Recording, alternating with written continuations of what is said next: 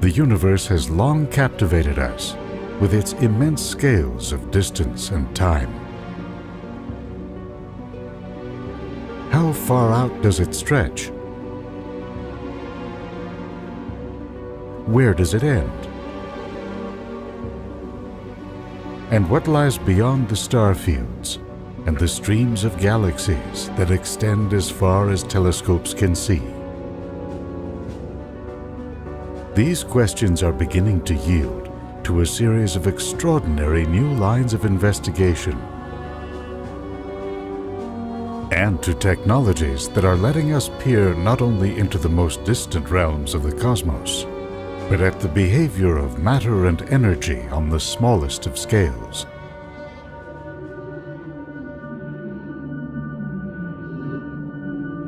Remarkably, our growing understanding of this kingdom of the ultra-tiny inside the nuclei of atoms is now enabling us to glimpse the answer to the ancient question: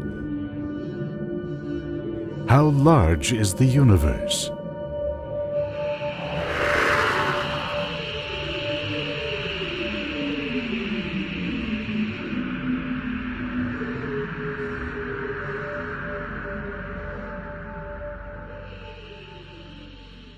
In ancient times, most observers saw the stars as a sphere surrounding the earth and as the home of deities. The Greeks were the first to see celestial events as phenomena, subject to human investigation, rather than the fickle whims of the gods. One philosopher and sky watcher named Anaxagoras suggested that meteors are made of materials found on Earth, and therefore might have even come from the Earth.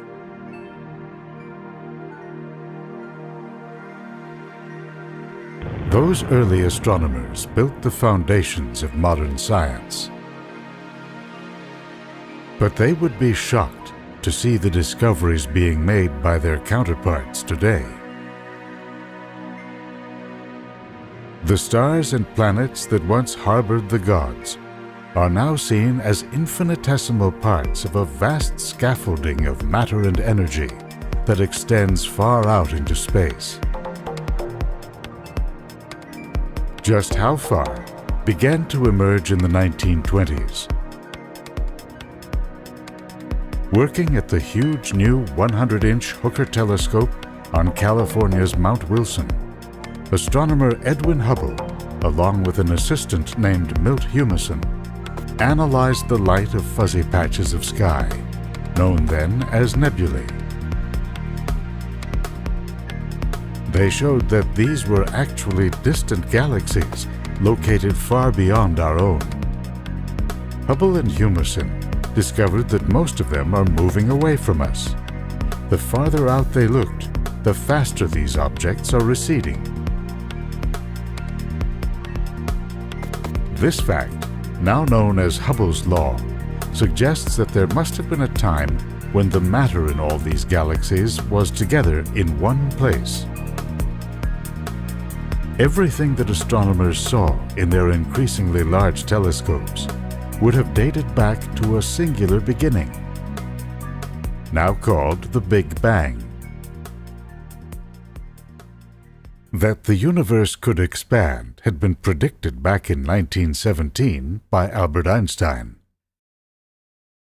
Except that Einstein himself didn't believe it until he saw Hubble and Humason's evidence. Einstein's general theory of relativity suggested that galaxies could be moving apart because space itself is expanding. So when a photon gets blasted out from a distant star, it moves through a cosmic landscape that is getting larger and larger, increasing the distance it must travel to reach us. So how large the cosmos has gotten since the Big Bang depends on how long it's been growing, in addition to its expansion rate. Recent precision measurements gathered by the Hubble Space Telescope and other instruments have brought a consensus. that the universe dates back 13.7 billion years.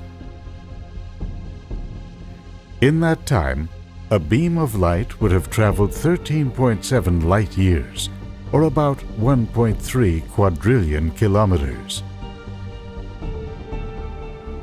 But taking into account the expansion of the universe, the most distant galaxies discovered by the Hubble Space Telescope are actually 46 billion light-years away from us in each direction, and almost 92 billion light-years from each other.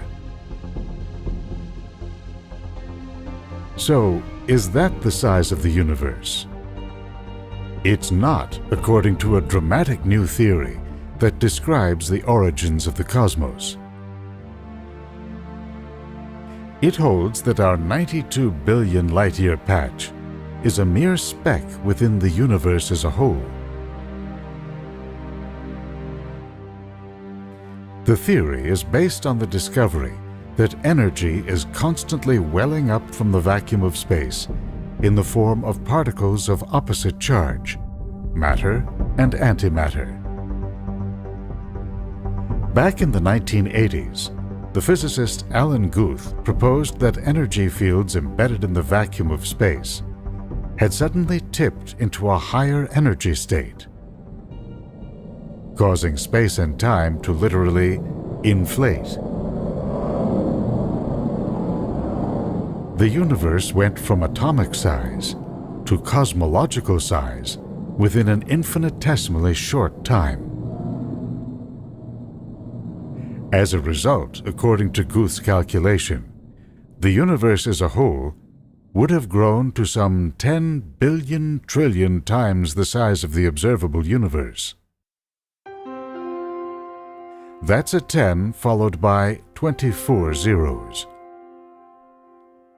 Put another way, the whole universe is to the observable universe, as the observable universe is to an atom.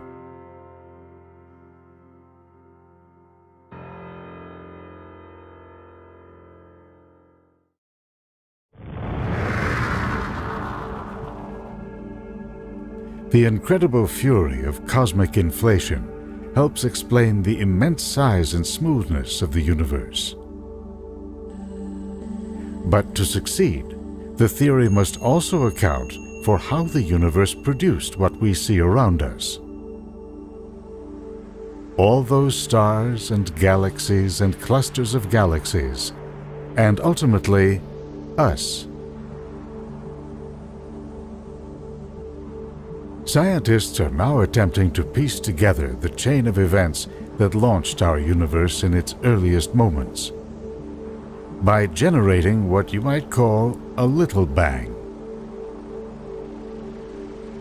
At the Brookhaven National Lab in New York State, they are blasting gold atoms in opposite directions down tunnels almost 2.5 miles long.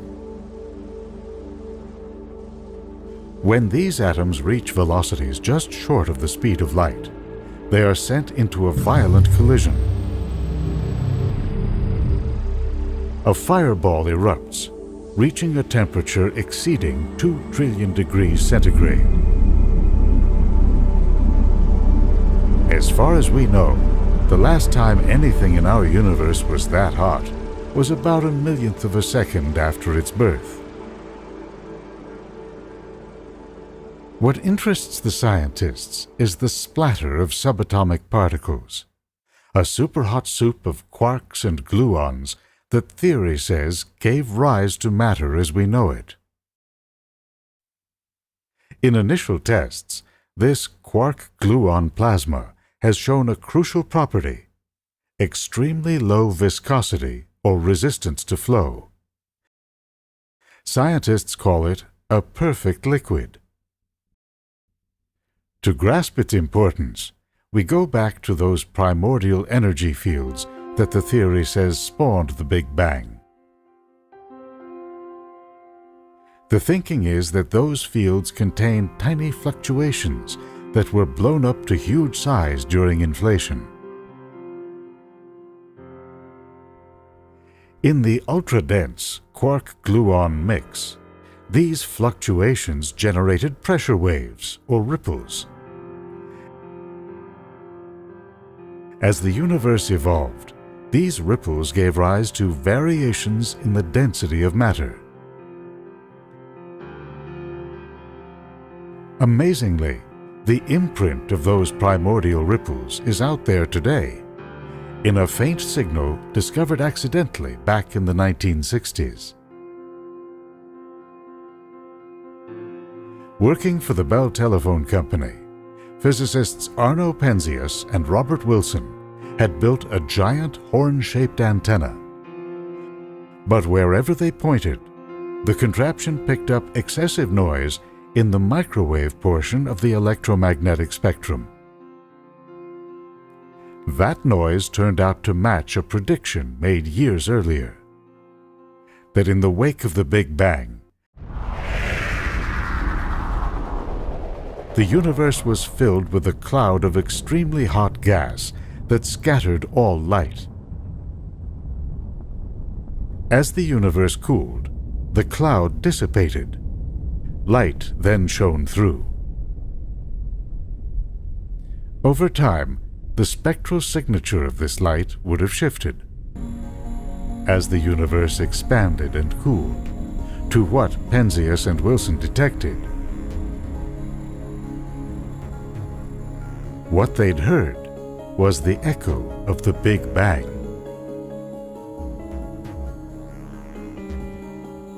This image shows the smooth contours of the light recorded by the Bell team. Scientists would have to look closer to find the imprint of cosmic inflation.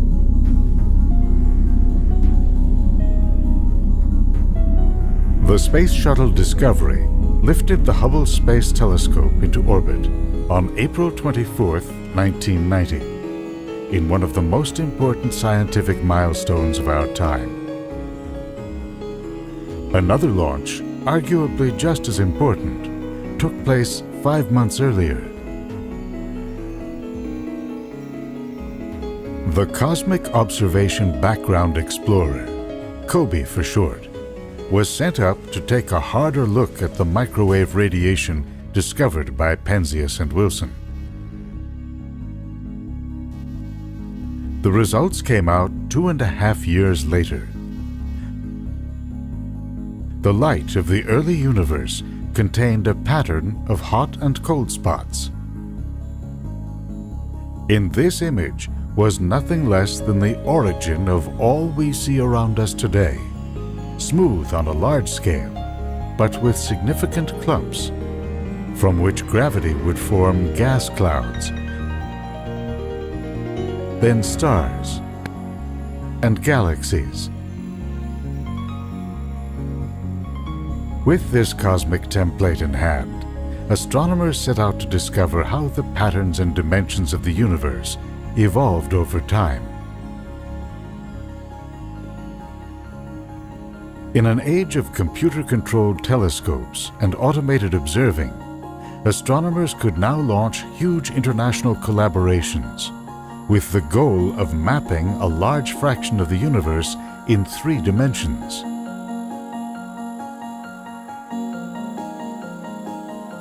At Apache Point in New Mexico, the Sloan Digital Sky Survey set the standard for mass production astronomy. A series of steel plates are drilled with holes that exactly match the location of galaxies in the night sky. After plugging fiber optic sensors into the holes, the plates capture the light of hundreds of galaxies per night. From that light, the astronomers calculate their distances from Earth.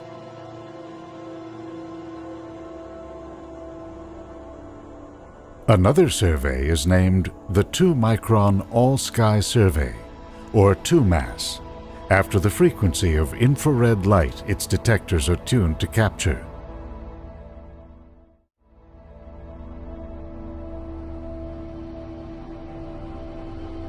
In this image, the 2MASS data covers a region 60 million light-years across. The local group of galaxies, including the Milky Way, are in the center. This is our intergalactic neighborhood.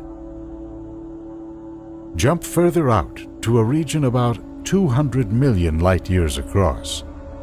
Our location is linked to the densely packed Virgo supercluster, the nearest intergalactic city. You can see the full breadth of our local region of the universe. Galaxies line up in walls and arcs. Beyond them are sparsely populated voids, the rural cosmic countryside.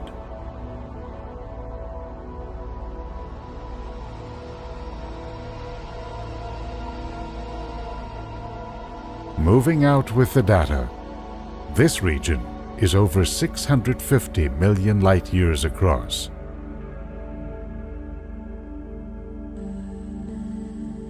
Then almost 2 billion.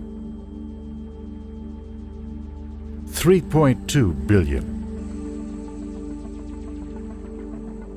And finally, out to a region 6.5 billion light-years from end to end, the cosmic continent. In the middle of it all, our galaxy, so immense from our earthly perspective, is less than a speck.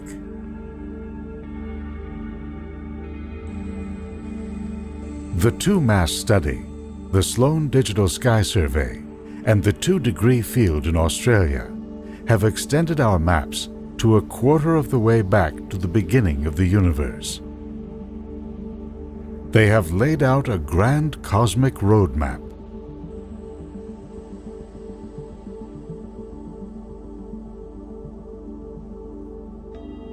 COBE's successor, the Wilkinson Microwave Anisotropy Probe, or WMAP, was launched to scan the early universe for the fine-scale origins of this cosmic atlas. WMAP traveled beyond any interference from Earth to a position balanced between the Earth and the Sun. There, for 2 years, its detectors took in the pristine light of deep space. This is what WMAP saw. Tiny-scale structures that inflation would have laid out at the very birth of the cosmos. And a pattern consistent with the filaments and voids that had evolved in the universe at large. Scientists are poring over the WMAP data for clues to the true dimensions of the universe. One group, for example, looked for repeating patterns that could be evidence of pressure waves that ricocheted through the hot gas of early times. They saw none, which implies that the universe had grown so large during inflation that such waves could not cross it. Then they did the math and reported that the entire universe must have a minimum diameter of 78 billion light-years. So what is its maximum size? And what's beyond that? We will never know for sure what lies beyond our visual horizon, but astronomers are turning up some surprising hints in the universe they can see. To ancient observers, the universe was made of 5 classical elements: Earth, water, air, fire, and a 5th, quintessence, or space. Aristotle believed the stars, unchanging and incorruptible, were made of this 5th element.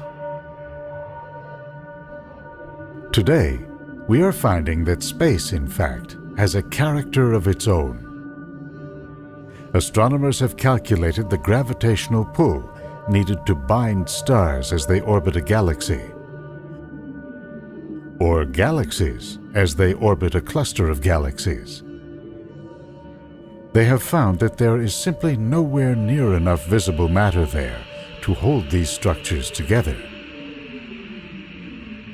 The missing ingredient, its identity still unknown, they call dark matter. In supercomputer simulations of cosmic evolution, dark matter is added in to supply the gravitational tug needed to form the web pattern of filaments and walls, voids and dense clusters we see in the universe at large.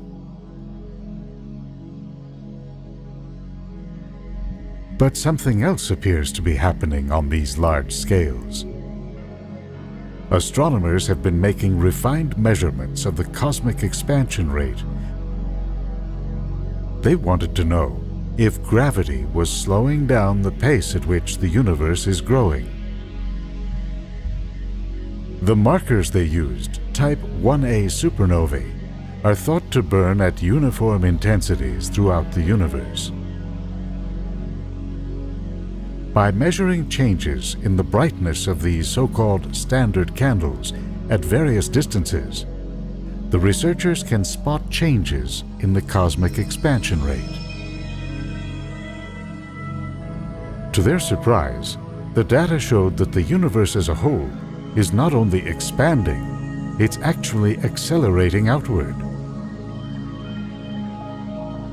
The culprit is thought to be energy welling up from the vacuum of space, similar to what occurred in the early moments of the Big Bang, causing cosmic inflation.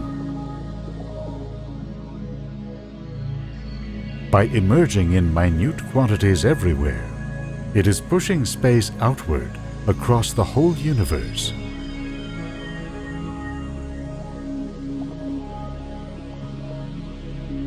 Over time, this so-called dark energy has grown to an astonishing 3/4 of all the matter and energy in the universe. With data like this pointing to an underlying dynamic within our universe, some scientists are thinking of the cosmos in far broader terms than ever before.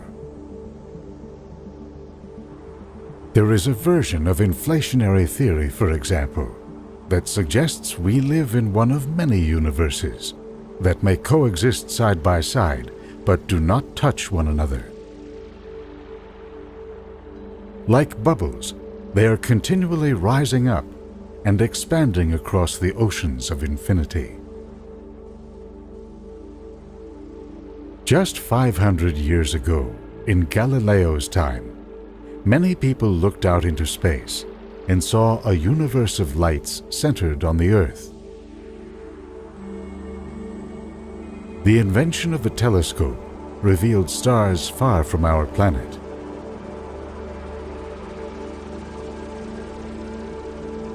Then galaxies, clusters of galaxies, and beyond them, vast walls and filaments of matter.